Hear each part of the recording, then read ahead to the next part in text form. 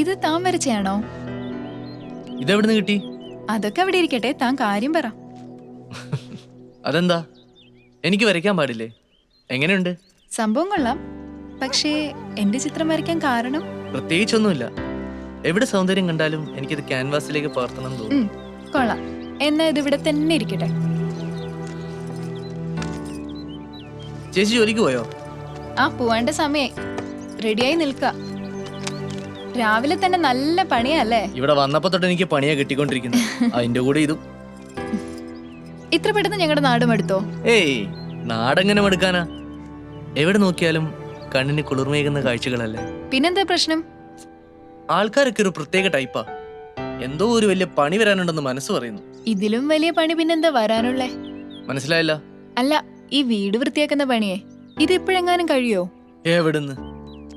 ഇതൊരു അണ്ടകടാകം പോലെ ഇങ്ങനെ കിടക്കല്ലേ. തൽക്കാലം 1-2 മുറി വൃത്തിയാക്കാന്ന് വിചാരിച്ചു. ശരി, ഞാനും കൂടാ. ഇയാള് തന്നെ വിചാരിച്ചാ ഇതൊന്നും കൂട്ടിയാ കൂടില്ല. ഓ, വളരെ സന്തോഷം. ചൂല എവിടെ? ചൂല് ദാ അവിടെ കിടക്കും. എവിടെ? ആ,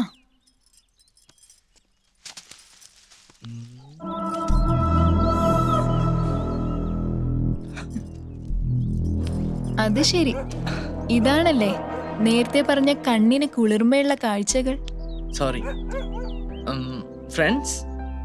ഉം, ഉം. കൈ എന്താ ഐസ് പോലെ ഇരിക്കുന്നത്?